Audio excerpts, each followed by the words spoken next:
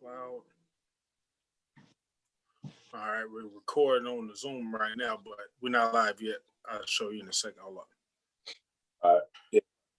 A little delay on. Gotcha. Manhood Mindset.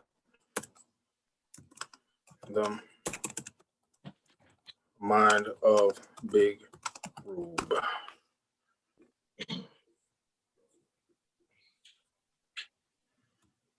All right, hold on 1 second. Almost there. Hold up.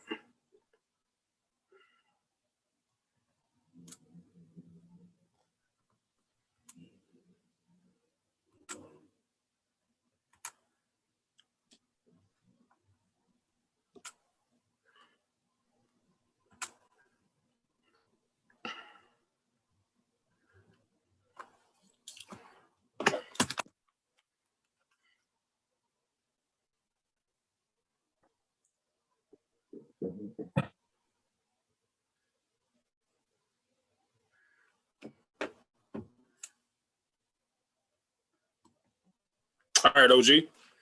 We're good to go. We started right now. All right. So we live, ladies and gentlemen. This is Dr. Pugh from Manhood Mindset.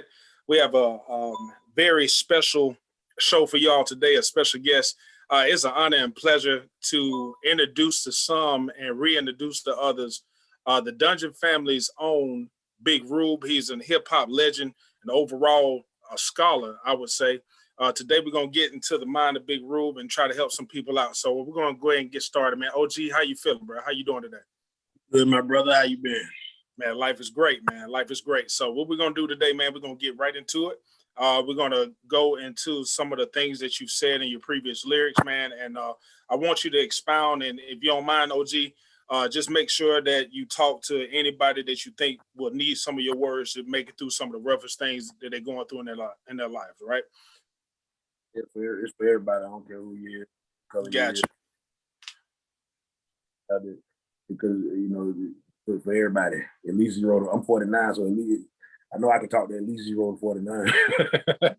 Gotcha. I'm definitely with it. So, all right, let's go ahead and get started, man. Your the first thing that I wanted you to expound on, I'm gonna read something that you said on Survival Kit for Goody Mob. You started off and said, "Birth is given, rise up and be extraordinary." Will you tell the people what you meant by that? Well, I like acronyms. I like to make, I like to see if I can make words mean something, but not just throwing words in there to actually make it, fit. Mm-hmm. So that spells out Big Rube. Mm-hmm. But what by that was you didn't really have nothing to do other than, the strongest out of 35 million, sales or whatever with yourself getting here. So that was the gift of life, from God and your parents. Mm-hmm. Now, as you rise up, as you grow, it's your responsibility to stand out and be extraordinary. And what I mean by that is what we call ordinary, and it's really an insult because nobody is actually, what people think ordinary is. It's like saying you're not, you ordinary and somebody else is above. We all equal, so everybody some type of way. You just have to figure out what your gifts are and expound on that. And most of the time, whatever your gift is, you'll know it because when you run into it, you'll have a love for it. You'll have a talent for it. You'll have you'll have an aptitude for it. It's almost like being an alcoholic. You was alcoholic before you touched alcohol, just to find out till you got alcohol. You know what I'm saying? Mm-hmm. This you come in contact with you. Sculptor, you find out when you start sculpting. But some people actually had a misfortune really finding out what they really are God of, you know what I'm saying? So if you read that you love and that you can be extraordinary at, then that's a blessing.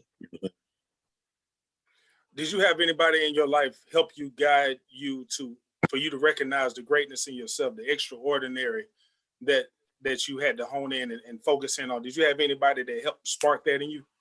I do. Well, yeah, I had good, my parents, my dad was a superhero to me, he worked for Sears, but would have been Batman. You know what I'm saying? And my mom was always, you know, great mom. I looked up to my older brother when I far back as I can remember. He used to draw and collect comic books and stuff. So I learned how to reading comic books. So I had like my mentality as a kid, real, you know what I'm saying? Like you know, like cut and dry, like, you know, you was a good guy. You know, as a kid, you know what I'm saying? I didn't understand the gradient from bad to good, but you know what I'm saying? But kids not really supposed to understand that. You're supposed to start out with the simple. There's good, there's bad. So I had a lot of examples in real life, and then I had examples in a symbolic type of way.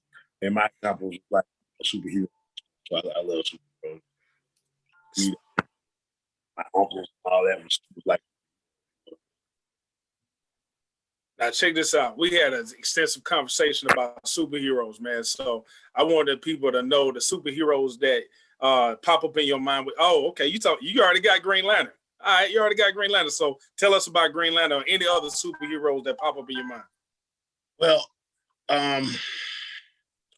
when I was younger, I always liked Spider-Man because he broke. He can't hardly pay his rent. You know what I'm saying? He military press 10 times.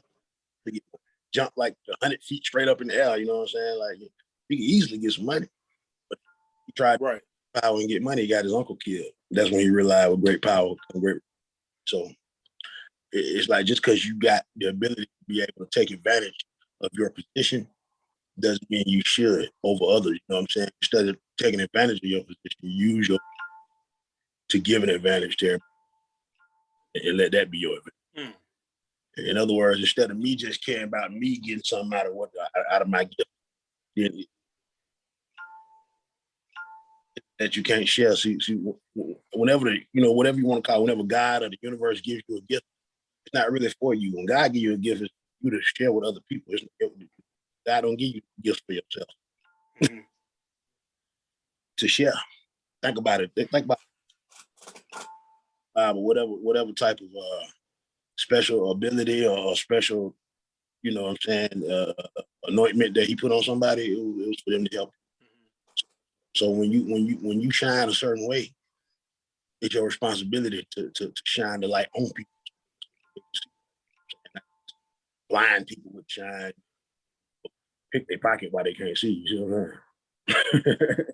So even as soon as you get a gift, it's not for you. Like, it's honestly, in order to maximize your gift, you have to take your ego out of the whole relationship between you and your gift. Is that correct?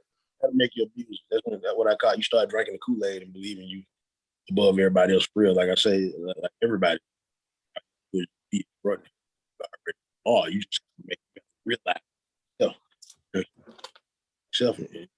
Once you make something real for yourself, when you realize something, that's when you really step into it and own it. You know?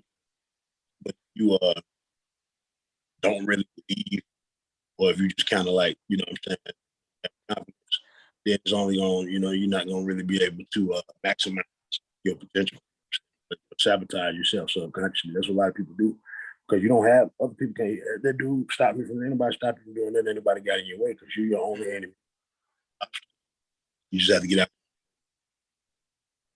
I want everybody, just in case we got some new people coming in, we are here with the Dungeon family's own Big Ruben Bailey, from straight out of Southwest Atlanta, GA, man. Right now, I just got to give a shout out to the hat that you got on from the east side of Atlanta, man. You got on the Gresham hat, bro. I really appreciate it, man. So this is an east side, west side connection. Give us a little backstory where you got your hat from. Yeah, I was in the store the other day around the corner, and this cat was he was out there. He had some real nice quality hoodies and hats and stuff that said Gresham. Mm-hmm. And he was like, "Oh, Big Room, I'm just gonna give you one." And I was like, "Cool, I rock it, take it on Facebook, love, free clothes, because I'm a big man. Anything gonna fit me, give it to me." Exactly. Good at his quality, you know what I'm saying? But nah, old boy is cool, and he got some really nice quality stuff. You know what I'm saying? You come up here on Gresham, you see a lot of cat walking. Like, I don't know where my hoodie at, but I think it's Gresham 34 on the actual. Got you, man. Just want to let people know, man. So just in case if they're listening in, they got to leave. Uh, Tell them how they can get in touch with you. So all of the people from the school board, school districts, people who want verses from you, how do they get in contact with you? Uh, Straight to the chase is my email. It's Ruben Bailey, RubenBailey@gmail.com. As far as it's on Twitter, it's at Big Rube. On Instagram, it's Big Rube ATL, and on Facebook, it's Facebook/Big Rube BF. You know what I'm saying? Got you. So if anybody want to work out, all of my principals, all of my superintendents, everybody who's looking right here, man, Big Rube has come and helped out so many different countless college students and students from all different levels, professionals, teachers, all of the above, man. So if you could benefit from some of the things that y'all hearing today, make sure you reach out, RubenBailey@gmail.com, man. It's been a consistent professional, and he's definitely changed the lives of everybody who's met him, man. So let's go ahead and continue. We want to take a journey through the mind of Big Rube, all right? So the next one, you already told us birth is given, rise up and be extraordinary. So the next verse that I heard today, I was listening to all of your stuff today, man. Every time I'm trying to get focus on my life, man, I try to go through your verses. So the next one I want to reach out and ask you to elaborate on is life is hard, but it's better than being impotent. Life is hard, but it's better than being impotent. What does that mean? It's simple. A lot of people complain about life, but they don't want to die. They don't want to leave it. So it can't be that bad if you don't want to leave it. You're scared. You're scared to leave it, but you want, instead of making the best of it, you want to say that life is bad or life. I hate my life. Stuff I hate, I don't mess with it. So you know what I'm saying. So yeah, basically, I'm saying, in a metaphorical type of way. Of course, hard and impotent. You know what that means. So metaphor. Life is hard, but that's better. Life and not being able to affect nothing. Imagine not being able to interact with this life. What if you could observe everybody, but nobody could see you? Was a ghost or something, like you was just invisible, touch nothing, you was intangible, you know what I'm saying? So that would be like being impotent. So people walk right through you, you know what I'm saying? Like you ain't standing there, you know what I'm saying? That'd be ugly. So it's like you there, but you can't do nothing. Mm-hmm. So life is hard, but that's better than being impotent. But the thing of it is that you need resistance, because without resistance, you get weak. You know what I'm saying? Right now, why still you getting resistance against your muscles there from gravity. You know what I'm saying? You ask any astronaut that done been in space for anything more than a couple of days, they come back with a loss of body mass, because it's real hard for them to keep their muscle mass up because they no gravity. So they have to work. You know what I'm saying? To and when they come back to Earth, it feel like sand in their shoes. They, when you get out the pool, you ever fell in the pool with some clothes on, try to get out of it. I fell in many pools. They feel heavy. They've been floating. They come back to Earth, where you know what I'm saying. So don't have resistance. You become weak. You run into resistance. You might. So from a kid up, what happens is you run into a little bit more, ideally at a time, so that when you run, but if you just have it too easy all the time, then when something hard do come up, it's gonna devastate. So your existence and your strength is complemented by the resistance. So a lot of people may complain that life is hard. However, anything that resists you is going to make you stronger, so you can lift things in your future, just in case, right? I mean, what do you think? Pretty clear sunny days, because they done seen rainy days. You had never seen a rainy day. Always bored. But the fact that you appreciate the rainy day, the experience, the storm, you know what I'm saying? So without the dark, you wouldn't, just like white noise, it wouldn't be nothing. But the reason you like is because you don't like it. You know? Mm-hmm. They're woven together. It's like good and evil. You can't have good if you didn't have evil to compare it to. The same way we didn't call ourselves black until we seen white folks. You know what I'm saying? They didn't call themselves white till they seen black folks. You didn't have no reference to see different colors from nobody saw somebody of different colors. You know what I'm saying? So if everybody was exactly the same height, it wouldn't be no such thing as calling nobody short or tall. You wouldn't even have a reference for short and tall because you had to see somebody shorter than you to say that's a short person, so I must be tall. You see what I'm saying? Yeah, Without that reference, without something bad, you don't know what's good. You wouldn't even have a step of good. It'd just be, whatever. that's what I want to. Instinct, you wouldn't understand the concept of you wouldn't even, you'd be oblivious to it, like probably how animals are. You know what I'm saying? They do what they do by instinct. They don't have a moral concept as far as we know it. You know what I'm saying? Some of them do. The higher, ones closer to more complex brains, but the average, animal, insect, whatever, they do what they do because they're driven by instinct. We got primal instincts, but intelligence, all that. We started having, when you mix in emotions and intelligence and all that together, for those to coexist, you had to make a set of rules that made sense for further existence. And that's what more rap.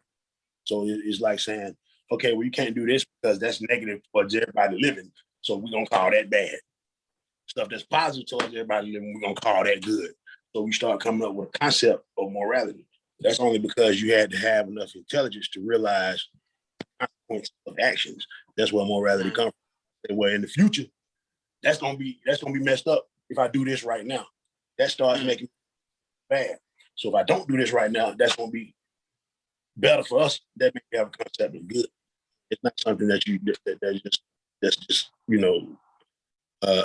that you just get off the rip. You have to become you have to rise up to a certain level of heightened awareness to understand the concept of good and bad.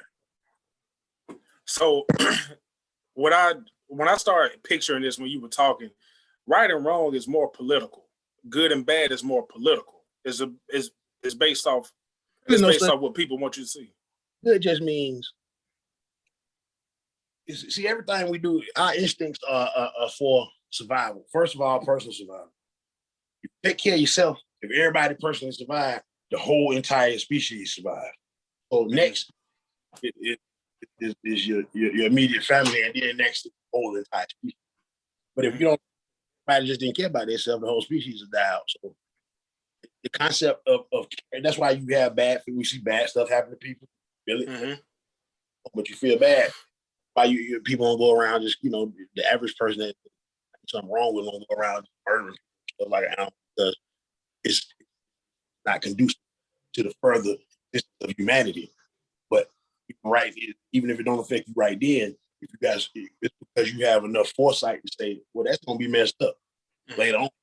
So even if you don't consciously think that, it's because we're intelligent enough to know that something will be negative later. So we make a rule right now that we don't do that. You know what I'm saying? But you had to get to it. But it was a time we did do that because we didn't have that concept. When we was less intelligent, we didn't care about busting somebody over the head with a stick, just because he's too close to me. You know what I'm saying? Like, it's like but I need these dudes to help us survive, help us hunt and all that stuff. So once we became more of us working together, it's better than each other. That started the approach to reality and values, society, more advanced or more socially conscious. But that's just something that comes along with having we able to extrapolate what from what has happened and what we learned over time because we got memory, got the ability to be able to we got the ability to extrapolate well. You know what I'm saying? And the further you forward with that ability, the more moral you're gonna be. Excited. You're gonna make moves, that don't really make sense. I'm sure excited because you just missed education right there, but you might just say, I'm gonna rob this dude right here that just passed by me with them rims. But you ain't thinking about is and your kid not having no daddy and police putting their foot on your neck and all that. You ain't thinking about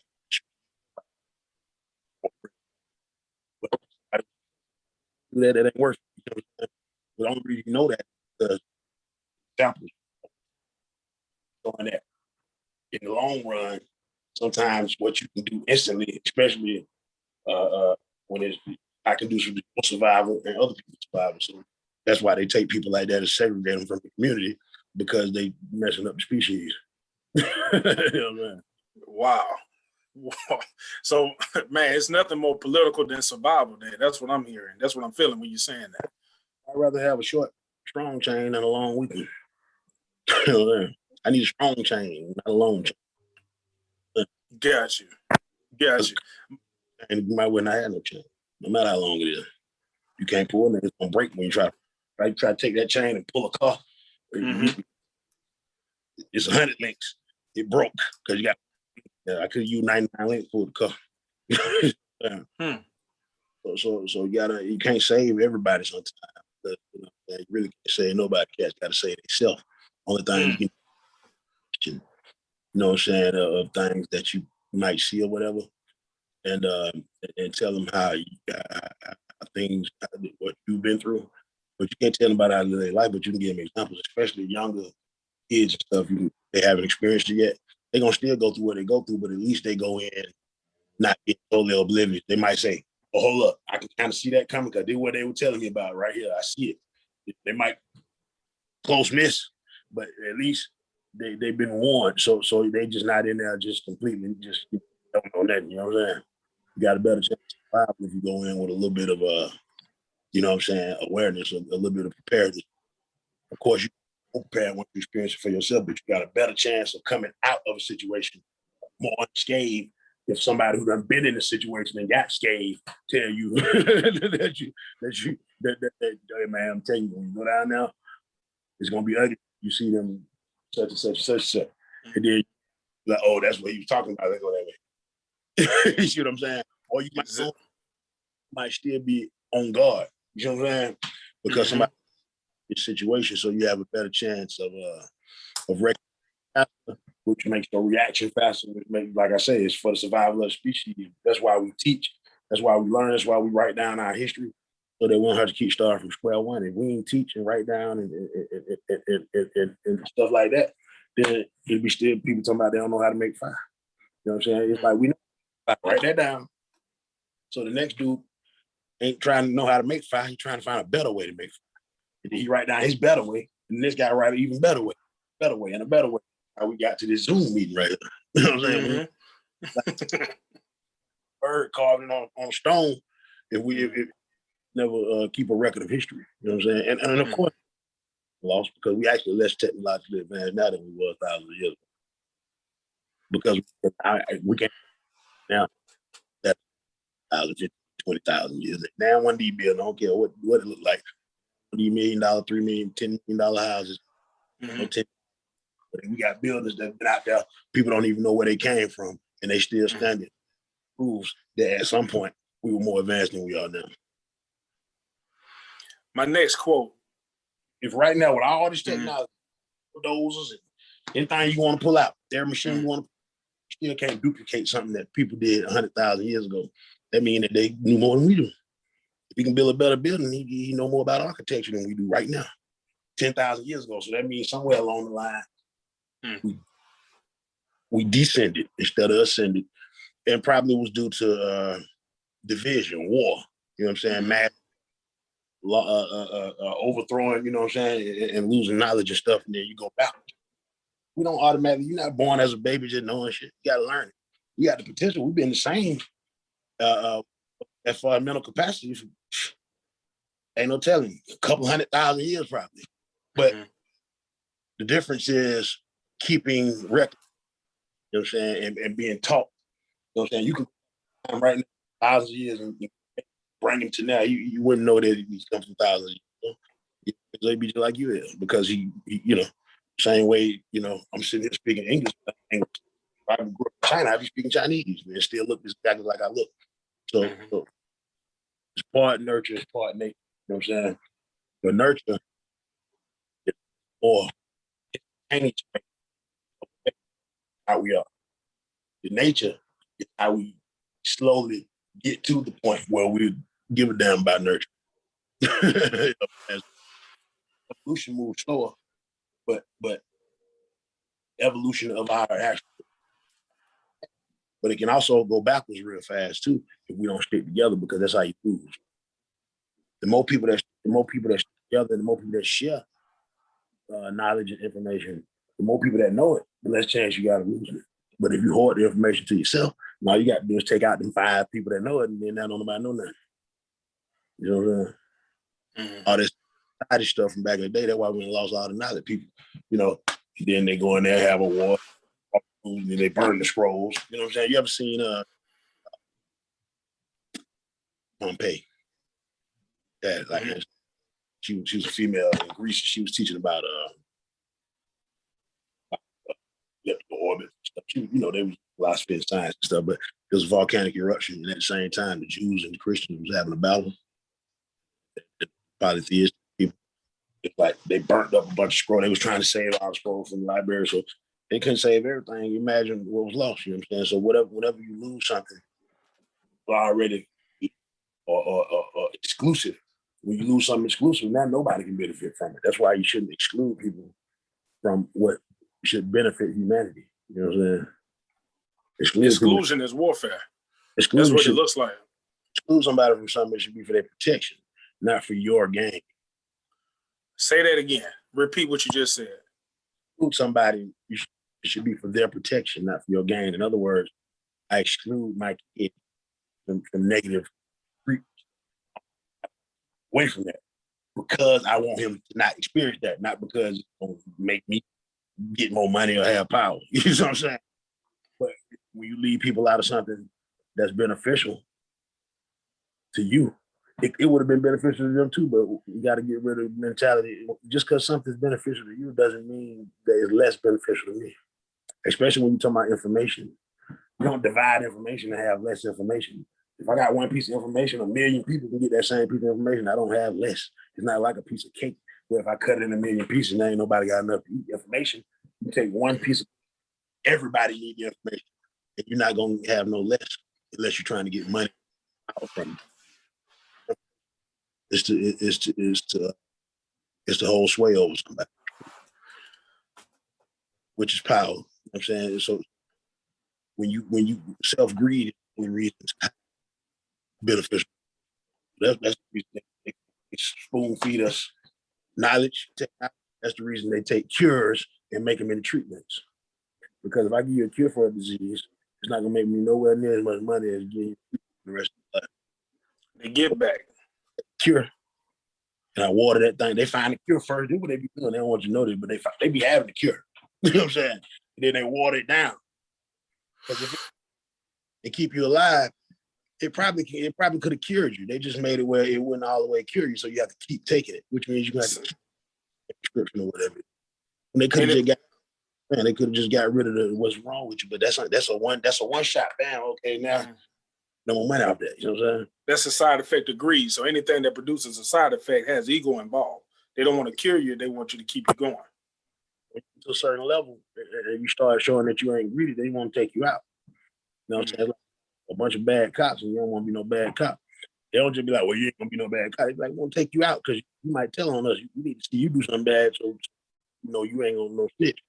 So if you go in the corporate world, you know what I'm saying? Cats start talking about, I want to do this for the people and not make money. They don't take you out. You know what I'm saying? That's DeLorean. DeLorean make a car, don't need no paint, don't tear up. They're like, man, you know how much money we make our parts? If I give you a 5-year warranty, it's because it's going to tear up in 6 years. You know what I'm saying? That's why I gave you a 5-year warranty. You know what I'm saying? So once you run out, then the shit tear up, then you can buy some parts. I can't get a car that lasts 100 years because they make me not sell no car because your car just like new. You ain't going to go buy another one. Right. Out. But I need to add long enough so you won't feel like it's garbage. You know? So that's the same thing with like a prescription. They be working the prescription, the medicine work. Yeah.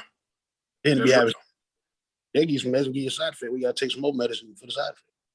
It's all good. It's for them. You know what I'm saying? It's just like, okay, you got gasoline. Now you need a catalytic converter. Now you need some mechanic. Like some of the doctors are just like mechanics. Tires wear out. They can make a tire that don't wear out. They made a while ago, Spoda came out called the Twill. It's a rim with a tie, but it got these little things on the inside of it, like instead of having air in it, it got these absorbing type of it don't have it makes it well. when you turn the tire of a car, right? Mm-hmm. When you turn, see how flat that is. You ever notice your back tires don't wear, your front tires don't wear out either? Because when the air move around and it rounds the tire, so the surface of the tire ain't sitting on the road. They made the shit flat no matter which way you turn. So not only was it safe, you couldn't blow it.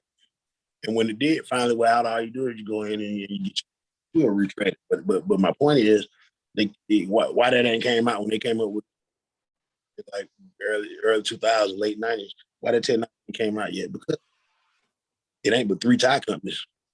Okay, how many you see? It's 3 of them. You know what I'm saying? Mm-hmm. Like you got Kroger brand, you got Kraft, you got the super cheap brand. It's like 4 warehouses and they put out 50 brands. You know what I'm saying? Yep. So do. I want to. Like we want you. It's like the people like to have a choice. So the choice is what you get. They ain't gonna give you no choice. They gonna give you an illusion of choice. But that you always have a choice. You know what I'm saying? Sometimes you just don't really know exactly what people lie to you about for yourself. You know what I'm saying? Sometimes the choice, they pause. You know what I'm saying? It's like hold a gun to your head. I ain't had no choice. You did have a choice. You can do this, or I'm gonna shoot you. You had it. Is your one the choice you wanted? Or is in there? There's a choice. You're scared to pick the other one. So say that. Don't be talking about you ain't no choice, because that's a lie. You know what I'm saying? You got every time. So, it might be you don't want to choose that choice, so you chose the other one. That's what choosing is. You choose the one that you rather have.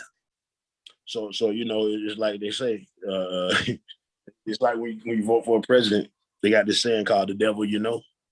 It's like this cat, but I don't know that cat, and I know he might be worse, so I'm gonna go with the one that, the devil you know.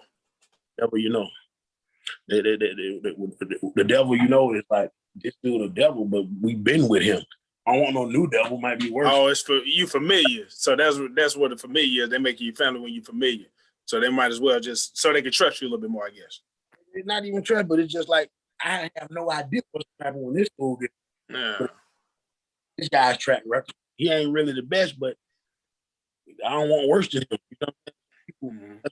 People you wonder why is this cat? Some folks made money, and some he did some things, but it's hard to trust somebody new. You know what I'm saying? Already in there, even if the new person could be better. Then when you finally do get that person, the opportunity to prove whether they're better or not. But, Big Rule. I'm sorry. No, you good. You good. I wanted to just elaborate on that because it reminds me of one of the other quotes that you had in one of your songs. You said, if redemption is a song, I just want to be one of its instruments. What did you mean by that? I was saying like I want to be part of our redemption. Like I was thinking about Bob Marley. He got a song called Redemption Song. Mm-hmm.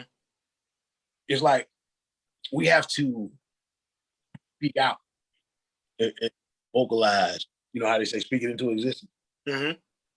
Redemption, we got to speak it into existence. So you sing out. You know what I'm saying? You sing out what you want. You sing it, you speak it into existence. So if it's a song, how you make a song with vocals, with instrument.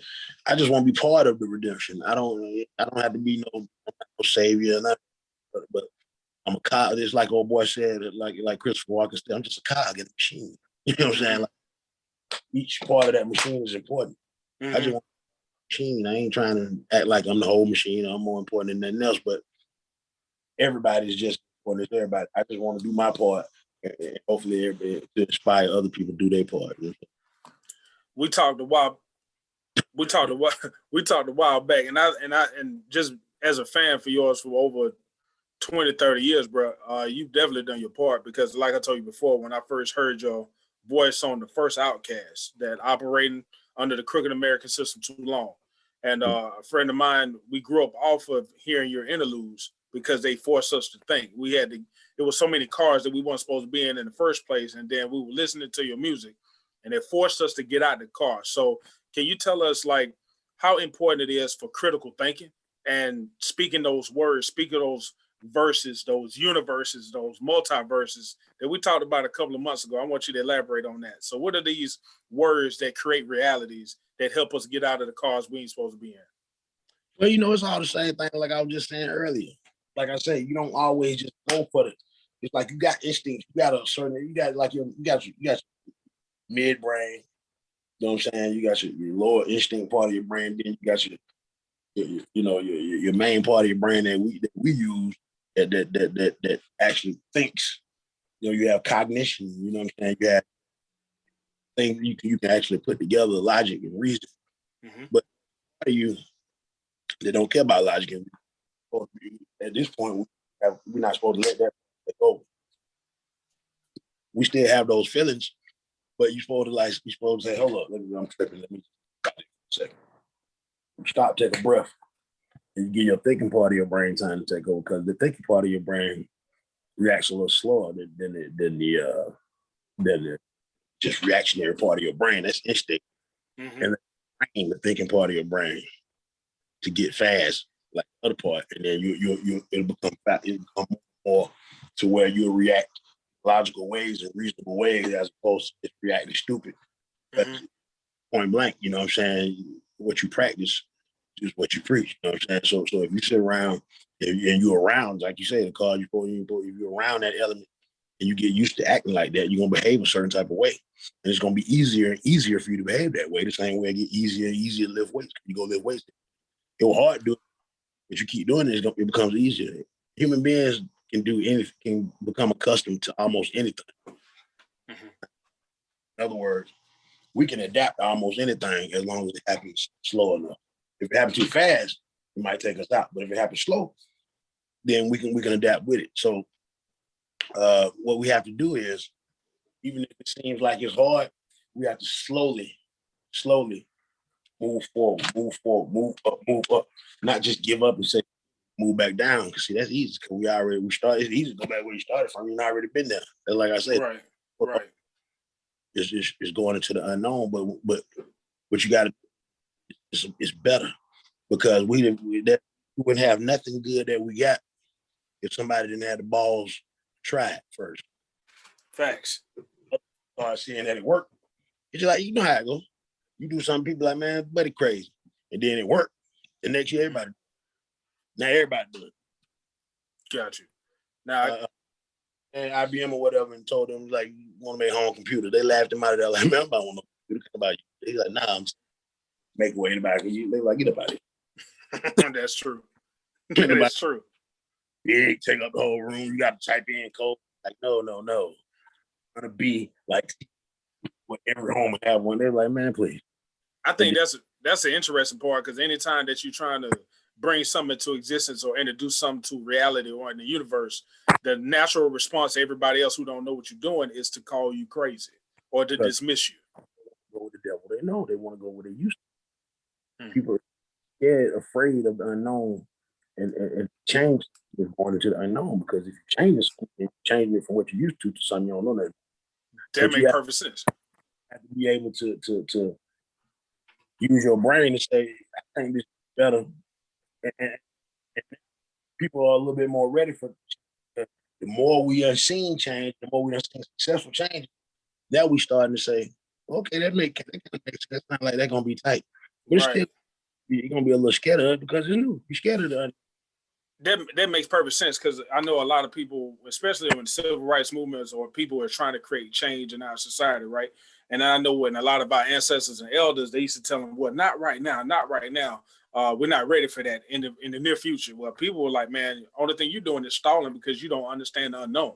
You don't understand change. Right now is the time for change. So if you're really trying to create change, you're forcing people into the unknown. And that's why we get so much resistance. It don't even matter your skin tone. It could be corporate America. It could be your family. It could be your friends. Anytime that you're introducing something new, the natural response is to block you, because the unknown is terrifying to a lot of people. So if you're hearing that, ladies and gentlemen, when you are introducing change, you are introducing the unknown, man. So you might well just stand straight up and get ready for that resistance, man. That resistance is just a response. What you got to say about that, OG? In the dark. You're not afraid of the dark. You're afraid in the dark, because you used to be able to think to close our eyes and go to sleep when it get dark. Before we came up with fire and electricity and stuff. But to not be able to see and know what's in front of you or know what's there is the scary part. It's not the dog. The dog is in the dog, not of the dog, but in the dog. Dog just mean the light ain't shining. That's not what you're scared of. You're scared of not being able to see, not knowing what's around, not knowing. So there's a big difference between darkness and blindness. Well, yeah, if you're blind, you can't see nothing.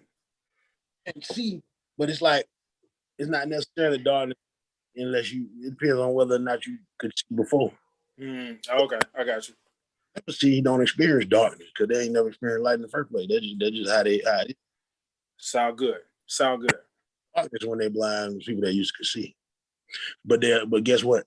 Over time, they adapt. Facts. And they heighten their other abilities to be able to not be afraid in the dark because you still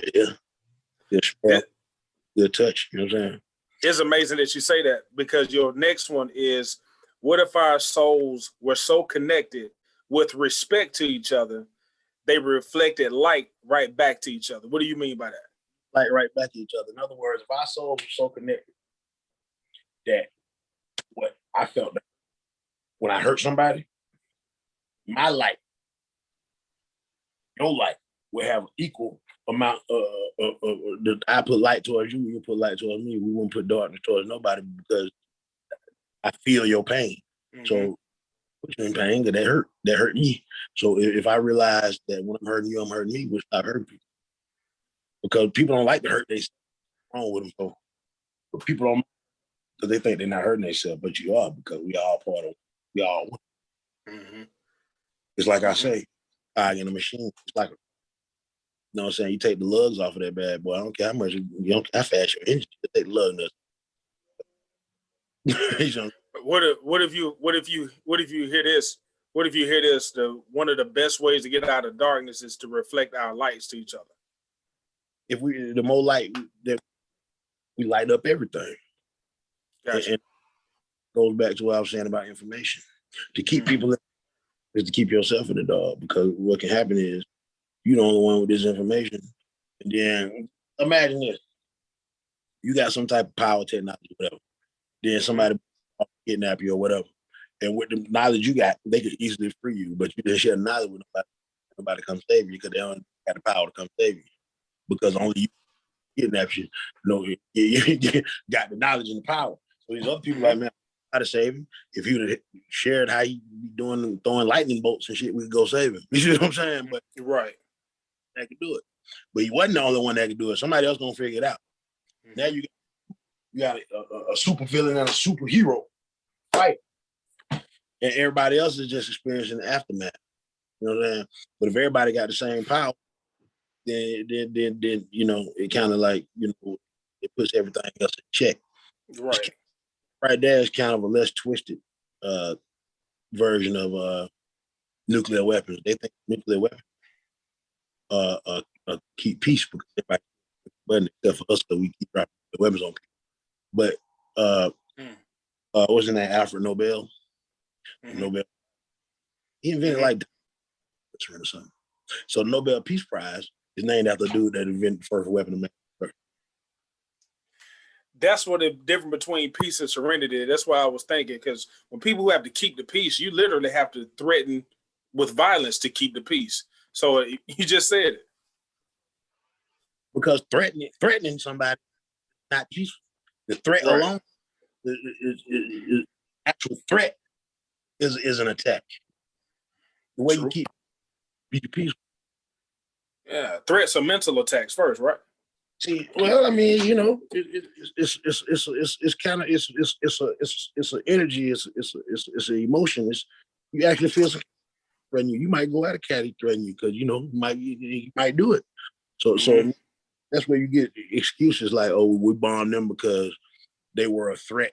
And that was a preemptive strike, which in America's vernacular is self-defense. How you gonna strike first in this self-defense? That's true. Because they might threaten. Might strike. Not so in to bomb you and then you intercepted them. That's like somebody move out the way and then punch them in the face. That's self-defense. But this dude was sitting at home and you went over his house and whooped his ass because you heard that he might come at you. So when people hear this, they need to understand anytime when you hit the word threat, you're dealing with emotions.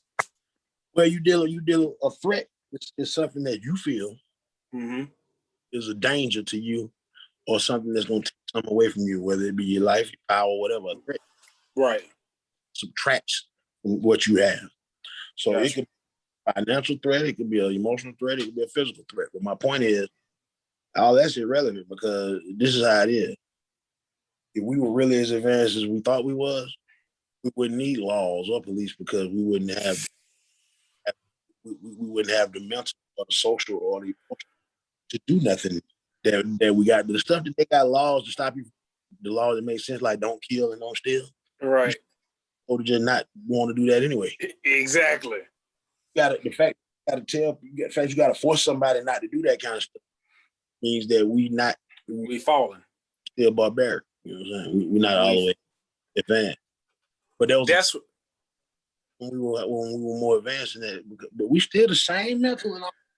It's just our values and all the rest of that. Short-sightedness, greed. Greed is the main thing. I ain't talking about money. I'm talking about power. That's all money. Money ain't got nothing. Money, that's paper. Same thing, you got toilet paper. You know what I'm saying? Money is what everybody has agreed that they're going to pass along with each other to be able to have things or to be able to live a certain way. So so that give you power because now I can make this because you need to get money. That's how you get his money. Now, if I got enough money, I ain't got to do nothing but just pass out money. They give me power. Right, because of the faith and the belief in the money that you have. Only thing you need to do is change how they think about it. Because somebody believe that I'm some type of special person. I got money. Yeah. That money. So if we go cut his grass or we go then he'll get some money. Now that money is based off a value system too. Now this what throws me to your next statement. What'd you say? Because they value the value system that they have. The only thing a man with power fears is losing power. That is true. That is true. What you scared of? Losing your power. That's the only thing that makes where you can lose your power is a threat. Mm-hmm. When your power comes from money, which it don't really come from money, it comes from what money can do. And the only reason money can do that is because they set up a system. It's like we playing. Everybody want that deuce of diamond and deuce of keys. That's money. Mm-hmm. Ain't nothing beat it. Everybody want the high joker. Mm-hmm. But it's because we've all agreed within the rules of this game that those right there are worth more than the other cards. But it ain't so everybody can't have them. So only a few people have power in the game. Because ain't enough money. If everybody was rich, nobody would be rich. Same way if it was light all the time, it wouldn't be nobody. If it was light all the time, that would be light. Because you wouldn't know nothing about no light. Yeah, well, nobody know the difference. Yeah. So if everybody was rich, everybody having money, the same thing as nobody having money. That's the divine duality of it all, right? You need both in order to understand each other. Pay me to cut your grass. You got $5 billion and I got $5 billion. I ain't cutting your grass. You know what I'm saying? You can't pay me to cut your grass.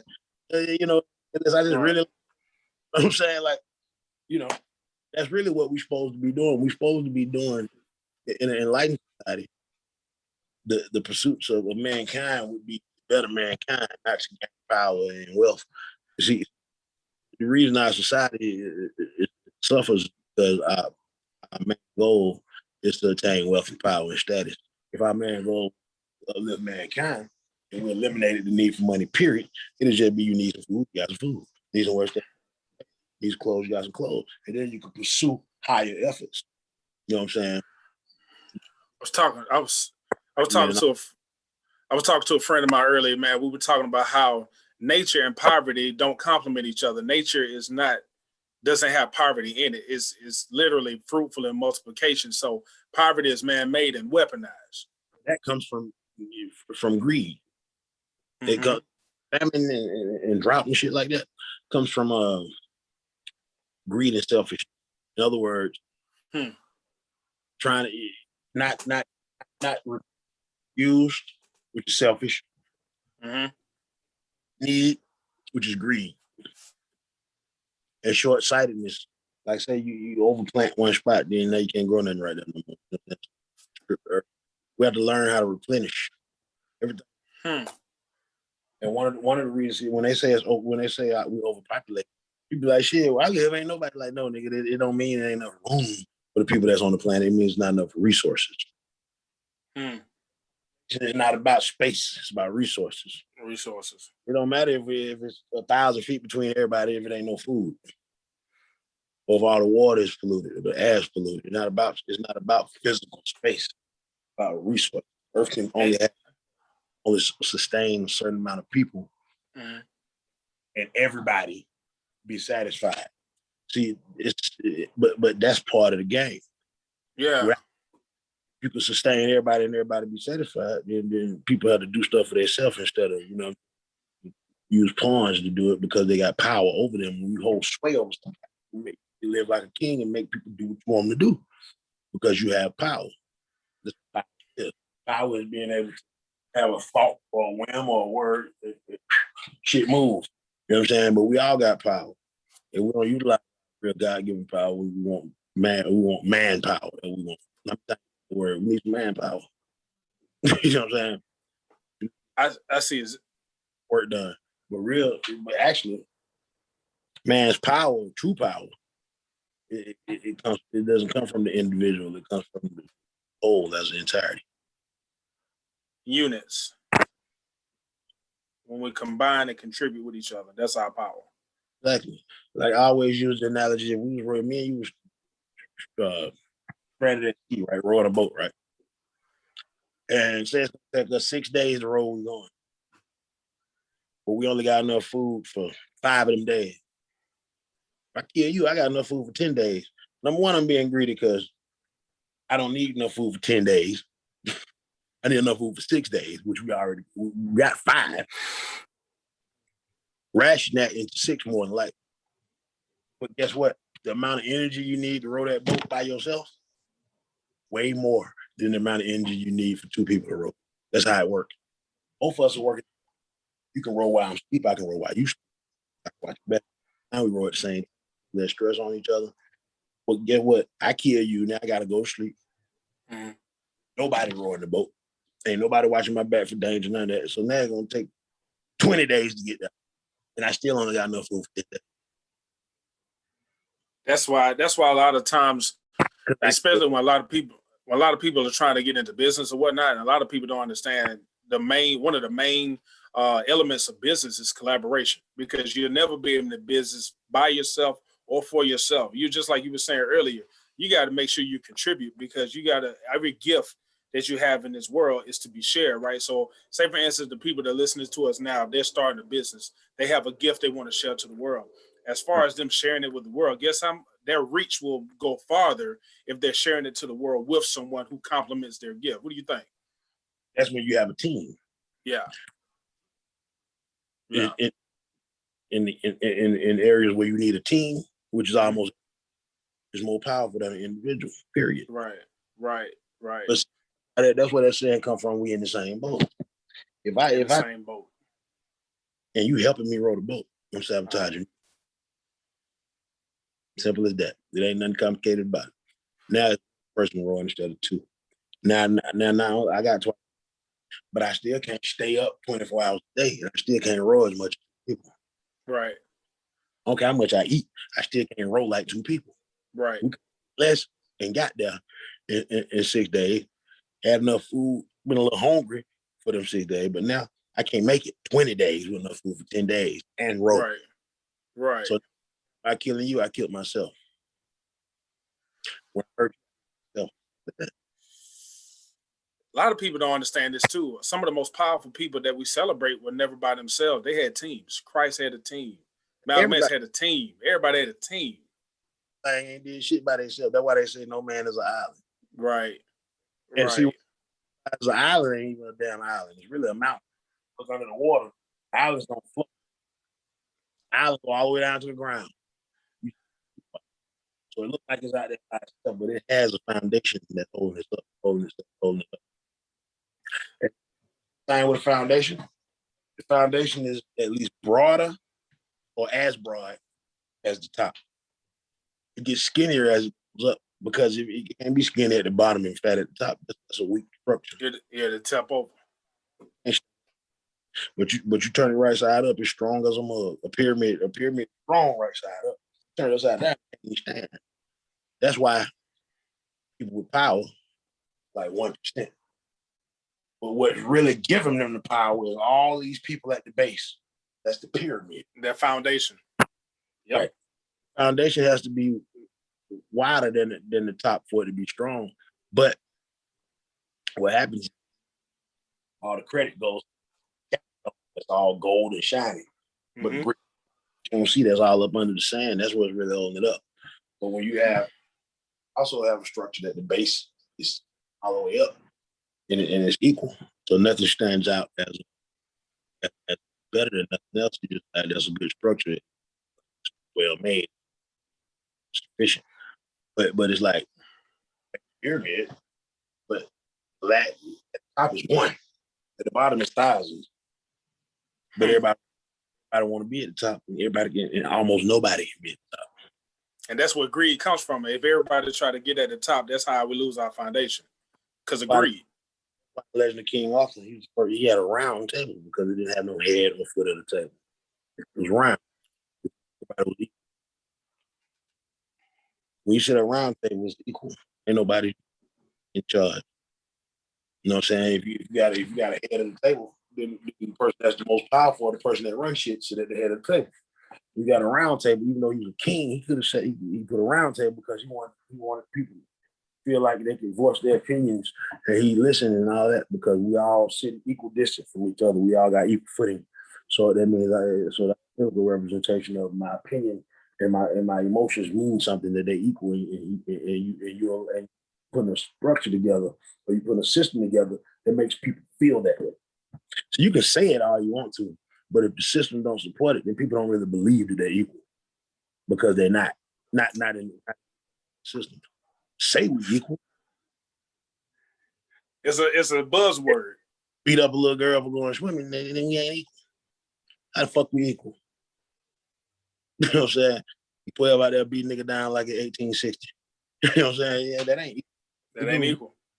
If we were equal, I could you hit me and get away with it. What are you talking about, bro? That's why a lot of people still asking for equality because it's not something that's real tangible. Equality is more emotional, how you feel like you've been treated. Kill a black man, get that time. Kill a dog and see how much time. That's true. That is true. You know it. After killing the dog, killing your brother, then you get for killing the dog. And if you kill a police dog, you ain't kill no dog, you kill the police officer. Yep. Ice for the electric chair for killing a goddamn dog. Don't give a damn. I don't care what they say. Y'all Peter, all you want is God. That's why dog is God backwards. He didn't make not one dog. There's no dog that came from nature, period. We made dogs by selectively breeding wolves. Wolves. Only canine he made. One canine. Wolves. That's why you take the strongest dog on earth and the weakest wolf, and that wolf will eat his ass.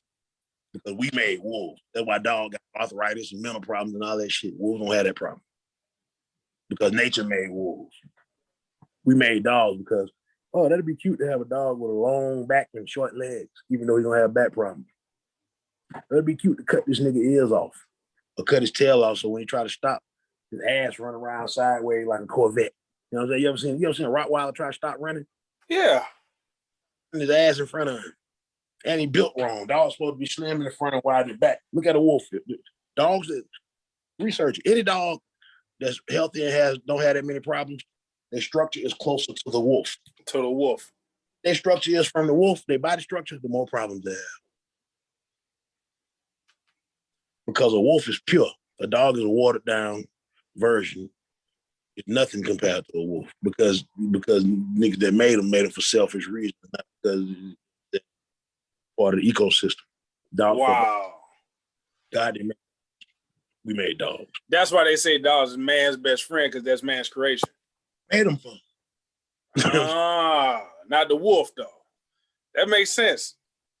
I'm damn about this shit you're talking about. But see, what happened was they found out a long time wolves as they was evolving, they found out that if they didn't attack man, they like straps. So the least aggressive and the ones that we started training them and shit. After a while, we started saying, short ones. I like kind of like breed two of them short ones together, see what we get. Breed two of them fat ones together. See what you get. After a while, you got all kind of dogs. All kind of dogs because you were doing the lesser strain or the weaker strain of the wolf. It's called selective breed. So they be like, your dog a mutt.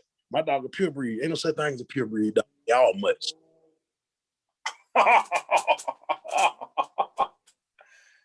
God didn't make it.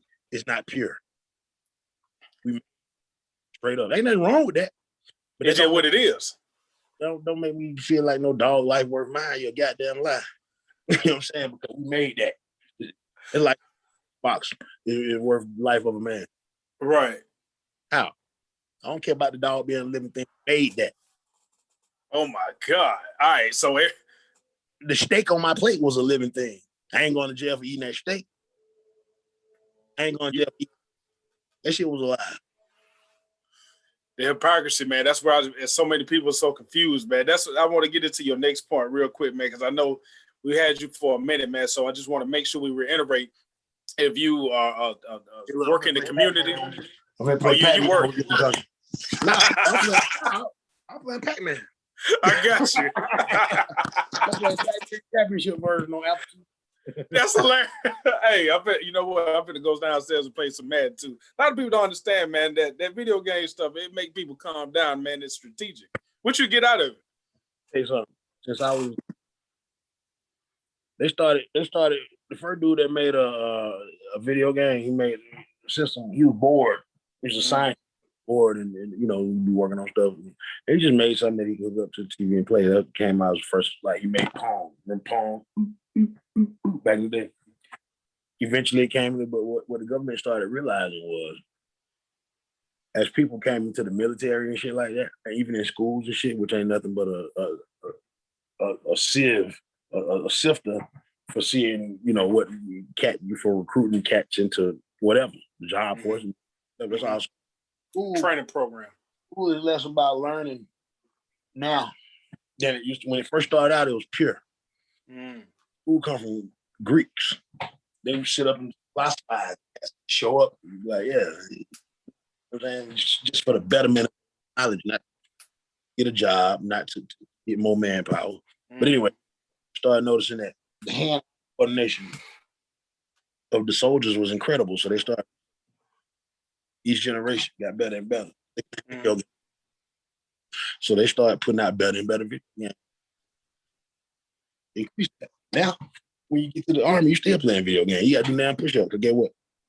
I got to do push-ups. I got to go out here and kill now. Sit down right there and fly these airplanes on their computer screen and kill these niggas. Video games. Doing that my whole life, nigga. That's Call of Duty. Let's do it. That's all I got to do. Hilarious. But you're killing real people now. That's true. That's where drones come from. That remote control. Hey, I mean, when you fly a drone, let me tell you something. One pilot can fly a whole squadron of drone. One pilot can fly an airplane. But if you got to sit down, then when you shoot that plane down, he did. I don't care if an airplane costs $2 billion or more than the pilot's got to be trained. And a really great pilot, ain't no price tag you can put on that but guess what? If he gets shot down and he ain't nowhere near the airplane, you just run another airplane through there. That's true. What it is. You hit reset. Now you can hit reset in real life. Except for the case. Let me ask you this. So all the people who, and I work with a lot of kids, and a lot of people don't understand this. One of the ways that I reach towards kids when I work in these school systems and districts, I talk about video games. Why is that? Because the masculine energy that a lot of young boys possess is literally based off the same thing that they use in the military, right? Yeah. It causes you to strategize. And the reason why video games are such an important aspect to connect with young boys, they know how to focus on something. There is a goal. It's not necessarily how they feel. It's point A, point B. It is logistical. Domination, alpha to omega. You know what I'm saying? It don't matter if it becomes something that gives us a place. Like, well, you got alpha all the way down to omega. Alpha, beta, gamma, it's all the way down to beta. I mean, omega. The alpha is, what a lot of people don't know is the omega is usually very strong too, because he doesn't have anybody to dominate. The wolf pack, the omega is usually the brother of the alpha. He has to be really strong emotionally, psychologically because he has nobody to get shit. He alpha dominate the beta dominate, and then you send it down the line. But the person that's really be strong because he can't get his frustration out on nobody. Ain't nobody after him. Oh, so wow. That's why I say the base foundation is stronger. The foundation. Oh man, you just said some real stuff there, man. About the foundation. But get what? There's something wrong with your foundation. You're gonna keep fixing that. Right. For a fucked up foundation. That's what's making it crack going up the wall. The last time you finally check us the foundation. When we fix the foundation, we wouldn't have to fix none of us because we never taught. You just said earlier the remembrance of when we were sovereign leaders. Now we stand on street corners begging someone to feed us. I'm gonna read it again for people who wanted to hear it. Remembrance of when we were sovereign leaders, not standing on street corners begging someone to feed us. Not standing. Got you. And remember, it's like I'm doing this in remembrance and to remind cats of when we were sovereign leaders, kings amongst kings, nobles, amongst leaders, all of that, priests, all of it, begging somebody else for something that we gave away or that we already got. I don't know we had. You give your shit away and then you go ahead and beg somebody else for it when you already had it.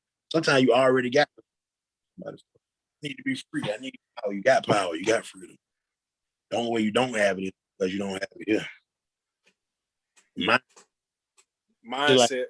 Like before they made the first airplane, it wasn't impossible to fly. You just didn't know how to make no airplane. Once somebody visualized and thought about it, that's how it got to be reality. Nothing just go out, the airplane popped out the dirt. Nigga, think about that and fuck it up a bunch of times. But it felt like I know this can work because I can visualize it.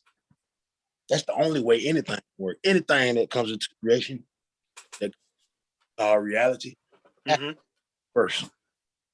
It's like right now, if I want to make a paper airplane, the reason I make one is because in my mind I can visualize me making one. I know how to make it. You got to know it. Period. That's what vision's so important. You got to visualize something. Visualizing something is to bring forth. Yeah. And that's why that Green Lantern is on your shirt. That's why, like, when I saw that movie, you're gonna make me watch that movie again, man. So I want you to, and I know you had it earlier, but I want to ask you when it comes down to vision. It was slightly, but Green Lantern, the whole story of Green Lantern is important.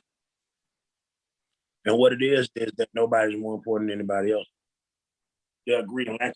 Not one Green Lantern, see. It's not one, he's not a hero. He's a peacekeeper, almost like a policeman. He's a protector, but it's million all over the universe. But they only as strong as they will. The ring ain't their strength. The ring focuses their will. So if you got a real strong Green Lantern, it's not because he's strong with muscles. It's not because he got a better. Everybody got the same goddamn ring. The ring's power comes from your will, and they use what they call constructs. The construct is only as strong as your will. So if you're a real powerful Green Lantern, it's because your mind's strong, because your body's strong. So when we dealing with social constructs in our community, we talk about race all the time, we talk about class all the time, all these social constructs. You just talked about Green Lantern, that the person is only as strong as the construct that they created in their mind. So the social constructs that's holding us down, do we need to develop another construct to fight that? Or what do you think? What do you think? What it is, if you disagree with something, especially when you can make a rational argument, it's not conducive, like I said. It's rational. That makes sense. People that don't want to believe, that don't want to get behind you, are either rational people that don't give a damn because they're short-sighted and don't care them about, but they're more scared of power than they are of the human because they don't care. Like, behind them, be dead anyway. It ain't about you. It's about all of us. It's about born yet. The cats that ain't born from the cats that ain't born from the cats that ain't born yet. niggas 1,000 years ago, if cats 1,000 years ago, 2,000 years ago would have thought like that, then we wouldn't be right. We didn't pop out of nowhere. We came from somebody that came from somebody that came from somebody that came from somebody that came from. But if you go back, if you went back and killed one somebody, you just killed millions because they never existed. For every life you take, you're taking countless numbers of lives that can't even be counted. You're affecting the world in a way that you can't even understand. It's like a butterfly. It's like, you don't know who you're taking out. You might be taking out somebody you need to take out, but you don't know who you're taking out. That's why the universe gives you ways of knowing who to take out. If you didn't feel guilty about it and you're not no psychopath or sociopath, then he probably needs to be taken out. But if you feel guilt, then you probably took out somebody for the wrong reason.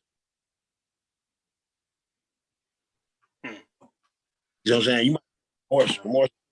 Like, if I take out somebody trying to kill me, I'm feeling more like I had to kill somebody, but I'm not gonna feel guilty about it because I'm not gonna let you kill me. But if I go kill somebody to take their, car or to break in their house, I should feel guilt, severe guilt, because I killed him for protecting what he had, which is what he was supposed to be doing. Intent, malicious intent. And I work. That's weak.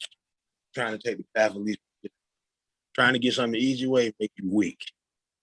Period. That's why you try to do it the easy way. You're too weak to do it the hard way. What we call the hard way. But it's not the hard way. It's just a path that makes you stronger.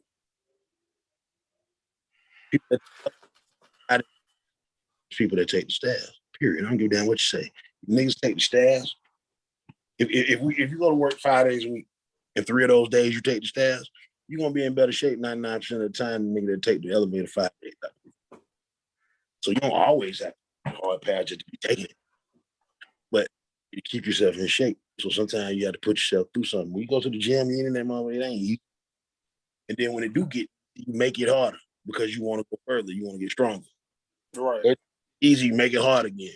Why? Because it's the only way to get stronger. I weigh 300 pounds. What I look like going? My fist weigh 5 pounds. Lift 5. You know what I'm saying? That's If I want to get stronger, I got to challenge myself. Somebody we might lift 5 pounds and be challenging themselves or smaller than me. You have to challenge other people. You're trying to do what somebody else do. Might not be. Yeah, strength only comes through challenges. Stronger. It's like I used to win play catch in Mortal Kombat. They couldn't play good as me because it made me not be able to play. I used to play from playing evil, nigga. Because I got used to. You know, back when Bang broke it, when Bang broke him off, he said,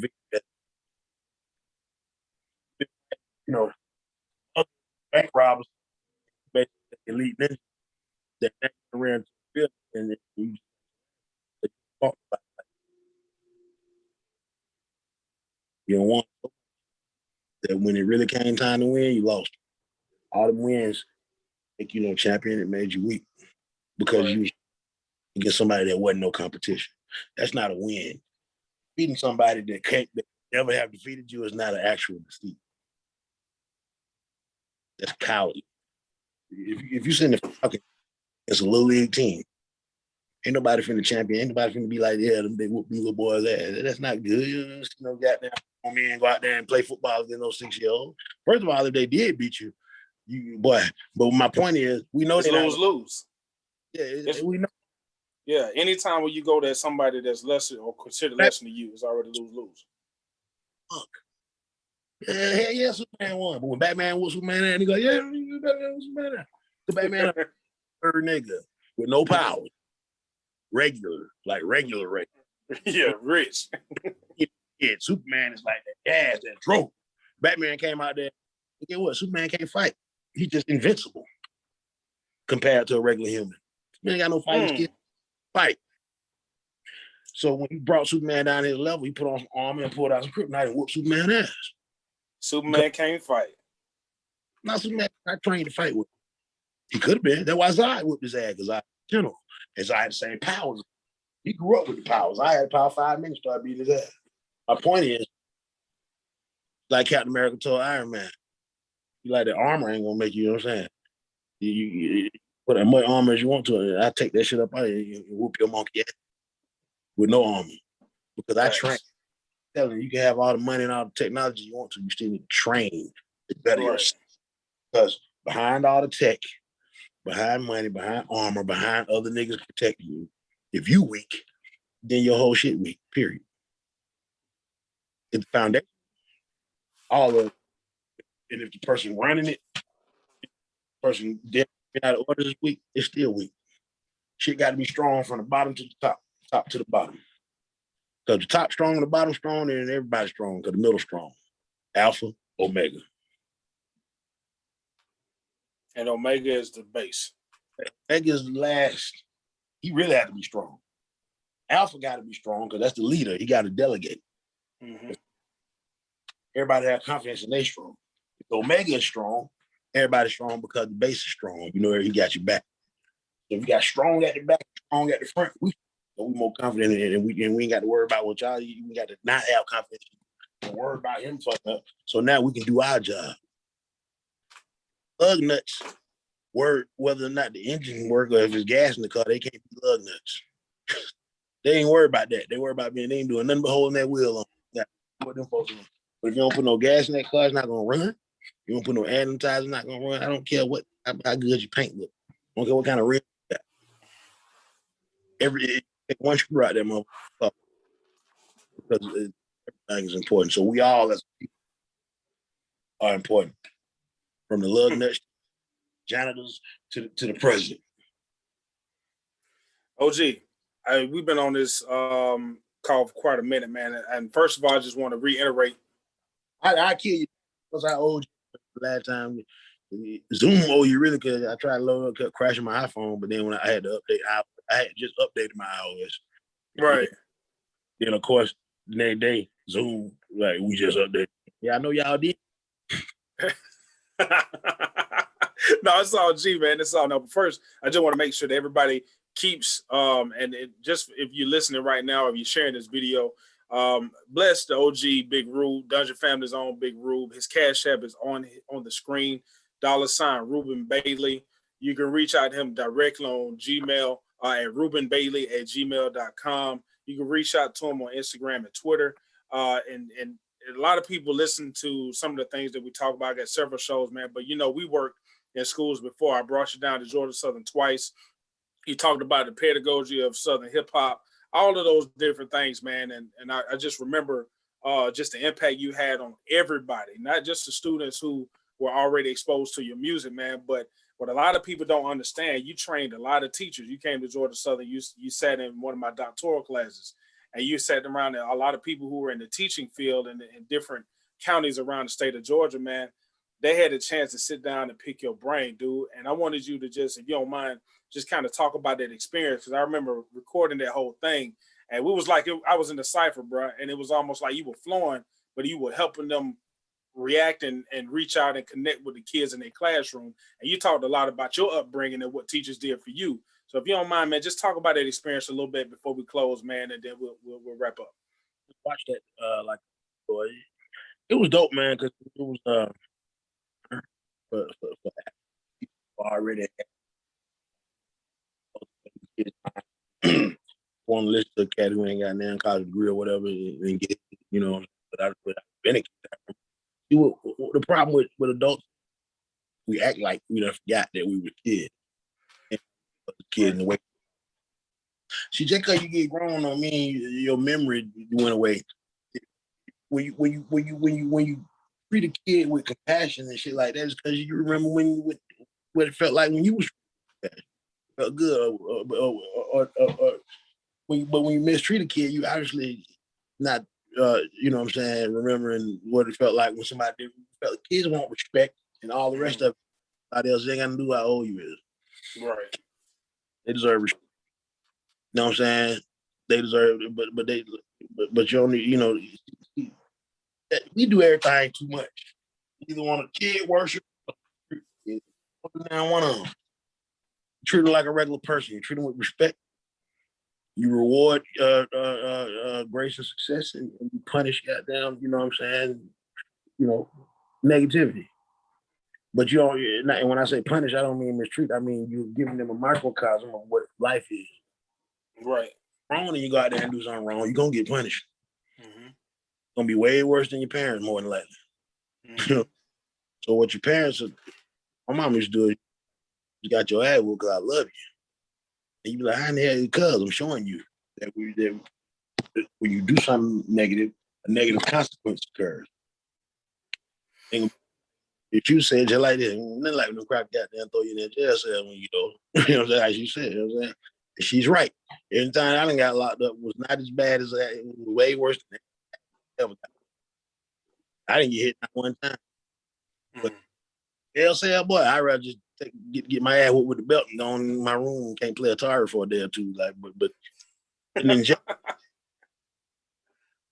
it ain't nowhere for you, you know what I'm saying? It's a warehouse. It ain't no rehabilitation center. All that shit is bullshit.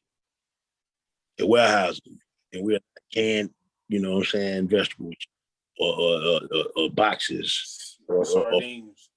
And so to warehouse a human being stacking, that's the same thing they did when they brought it over here. You know what I'm saying? Quote unquote, bro. I'm saying stack niggas on top of each other like boxes.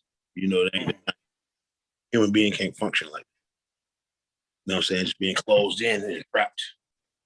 That's against one of our base instincts to be trapped or be in prison is one of the ones you can give a human being because we born to be free.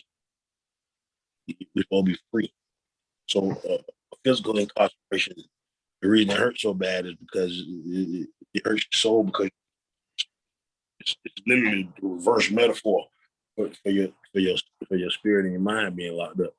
But really what happens is we don't put so much emphasis on what we say, what matters, the physical, that we're up in a cell or whatever it is, we think we're not free. But really, you were never free in that sense. Nobody's physically free. You got to breathe air, you got to eat food, you got to exercise, all shit you got to do. Whether you, when it comes to your mind and your spirit, hands, time, and space, do anything you want to do. When it comes to thought and energy and your spirit, it transcends, you know what I'm saying? You know, everybody a guide in that sense. But we think, so what happens is since you think that way, you actually prison your own mind and spirit. So, because you think you're not free, which makes your mind not free. As soon as your mind not free, that's when you're not free. The only real freedom is mind. Ain't nothing else can be free. Everything else got to be a consequence. The mind don't pay me. Think about it. I think about killing the whole earth. It don't happen to me. I'm thinking. I can kill worlds in my mind and rebuild them. In my mind, I'm God of a whole entire universe. But in reality, I gotta follow the laws of interest. I gotta follow the laws of physics, all the rest of that shit. That's not free. Because you have to do something whether you want to do it or not. So there is no physical freedom. Because that don't matter. Matter doesn't matter. Energy matters. Hold on. Let me write that down. At the end of the day, matter doesn't matter. Energy matters. Yeah, it's a misnomer. The reason we call matter matter is because we don't care about nothing if we can't see, touch it, taste it, smell it, or hold it. But that's such a small, infinitesimal part of creation. That's why space is black, because most of the shit you can't even perceive it in a physical way. Majority of the cosmos is ethereal. It's energy, a thought. You know, all the rest of what we call matter is a very small portion of the entire reality of creation, of existence. But we call it matter because we're small-minded. But since we put so much emphasis on the physical, when somebody physically does something to us, it actually emotionally and mentally does. Because we don't forgot that it's mind over matter. You know what I'm saying? And not matter over mind. But now we don't put the matter over them. So when you do something to somebody physically, you do something to their brain. You let cat get to pushing people's button. Now you got their mind. You let somebody improve your mind, but they really didn't improve your mind. You gave up freedom. Nobody take. It's impossible to take. You know what I'm saying? Somebody's freedom of their spirit and mind. They have to be broken. You know what I'm saying? But you challenge them to the point where they were weak. They gave up. But it's probably because they've been taking the path of least resistance so long that they didn't have the you know, they didn't spar with it, you know what I'm saying, to make the so like the way I'm concerned, I don't care who you is. There might be a bunch of people that can beat me in a physical fight, but as far as I'm concerned, can't nobody beat me well. You know what I'm saying? Maybe they can't. I ain't, you know, never ran into it and never will as far as I'm concerned. So as long as my mind say that, that's what it is. Because that's your mental is your ultimate reality. Like Morpheus say, your mind make it real. OG, Big Rube. Hey man, this is every time I talk to you, bro, a lot of people don't understand. Let me give a little backstory before I let you go, man. A lot of people may not know. Like, man, what is this? Well, the vast amount of conversations I've had with you, man, on various times of the day or night, or in early in the morning, late in the evening, you will say things, bro, and you will literally bring a universe or a university to our conversation, right? And it's extremely important, man, that we let people like you elaborate, because it's a lot of things that's in your mind that a lot of people may not be aware of, but it's a lot of things in a lot of our minds that we're not aware of, but we don't know how to get them out. You know what I mean? So I think it's extremely important that we have, and I consider you a genius. I call you the the original genius, really. You know what I'm saying? You know, that's what you are, man, because the thoughts that have came out of your mind through your mouth and on pen and paper and through CDs and tapes have literally created worlds for me and a lot of my peers, bro. Just being honest with you. So one of the things, Shine a light. Y'all create your own world. But I was just I like to get this part at the beginning, but you already know. Hey, I'm not just saying that's cool. You already know what it you is. know what it is. You already know what it is. Okay. You say that. Hey, you know what it is. I'm gonna tell you, but you already know this shit. I'm not telling Yeah. you. You just you remind, that's what mindset is. You reminding, you basically renewing the mind. You already know what it is. This is Big Rube saying, right on to the real and death to the fakers. I honestly, matter of fact, that's one of the things that I want you to close on before we just tell everybody. But before we close, tell everybody how to get in contact you. Ladies and gentlemen, if you're watching this live, make sure if you heard anything today that bless your soul, bless your mind, or that you can use to bless the soul of anyone that you know, cash out Big Rube or the Dungeon family directly. $ Ruben Bailey, $ RUBEN BAILEY. You can reach him at rubenbailey@gmail.com for features, helping to write music, to talk to anybody, your corporate business partners, organization leaders, school district leaders, anybody with a heartbeat, man. You can definitely benefit from the mind of Big Rube, man. So Big Rube, if you don't mind, just tell people what you're working with, man, and then we're going to get into right on to the real and death to the fakers, and then we're going to peace out after that, man. So what you got?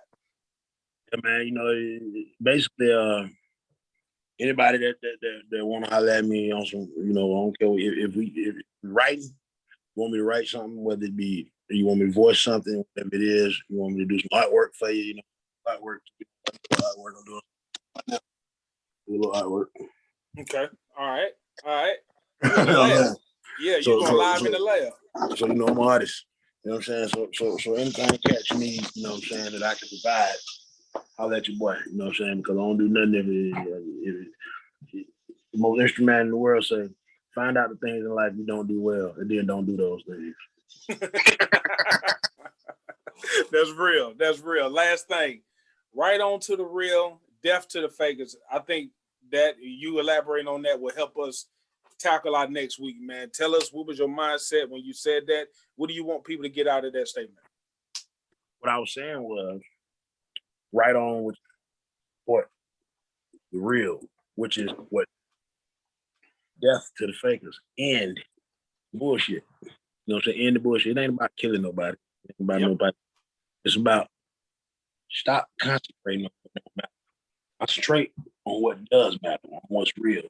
Stop concentrating on it. I say it's like two circles. Like I learned in this family violence class I had to go to. One the teachers, one thing the teachers said, life is two circles: small circle and a big one. The small circle represents the things that you can affect, the things that you can change, the things that you can. Large circle represents things that you can't do shit about. 99 people spend all their time trying to affect the big circle, and which makes them neglect the small circle. You know, trying to do things, trying to putting forth futile efforts, it don't matter.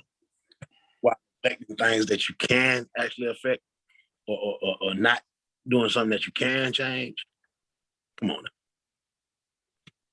it's worse than doing that. In other words, you worry about my house, you can't be taking care of your shit. You know what I'm saying? For real. And where you can't tell me what to do with my shit. Right. At the energy trying to tell me what to do with my shit, you need to go tell them what to do with your shit. Right. Yeah. You know what I'm saying? Right. I ain't saying about other people, but you can't run my kingdom. You can't run my mind. You know what I'm saying? You go run yours. Because nobody's perfect. So since nobody's perfect, there's something you could be working on besides some shit that you can't do nothing about. That po body is Nerfic that I was listening to earlier. Yeah. There's nowhere in the hell you can just tell me, oh, I'm done, I'm finished. Ain't nothing else I got to do in like your goddamn life. Because what else you do, you be out of here. Straight up. Straight facts. Left doing high school, graduate. That's real. You don't stay in there after you finish. You finish. Right. You gotta go. Only way you're gonna still be in there, you come back and work there. Facts. Something, you know what I'm saying? Exactly. But it's because you got an F. You didn't finish. Yeah, so you had to go back. Second grade, you done with second grade. You don't stay in second grade, you go third grade. When you stay in second grade, because you wasn't done. Right. That's how life is. You're still here because we're not done. When you leave this motherfucker, you done. It's not that you don't exist no more. Jump with this grade. Yeah. Just level. It's time to move on. I don't want to play no video game. I'm saying, goddamn boy, forever. I don't want to go to nigga. I'm trying to get all the way through that motherfucker. Get what? When you get through playing that motherfucker, you start back over. But you don't play because you're done. Right. Straight up. I get tired of it. Straight up, man. Well, OG, hey man. So OG, man, I just want to tell you thank you. You definitely invested your time and energy today. Hopefully somebody who needed this information got it. If not, hopefully if you heard it today, make sure you send it. My name is Dr. Marion Christopher Pugh. I'm the owner of Manhood Mindset, where I do education consulting all over the country and around the world virtually now, because I'm about to work with some people overseas, man. So it's going to be a beautiful thing. If you could benefit from any of the services that I provide, mentoring, consulting, whether it be career, personal life, even relationships, especially academia, reach out to me at manhoodmindset.com. I'm on Instagram, Manhood Mindset, Twitter, Manhood Mindset. And my name is Dr. Marion Christopher Pugh, man. Much respect to all of y'all. OG, all respect, man. I appreciate your friendship and your tutelage, bro. Have a good day, bro. All right, brother. All right, brother. Take care, man. I holler. Peace. Okay.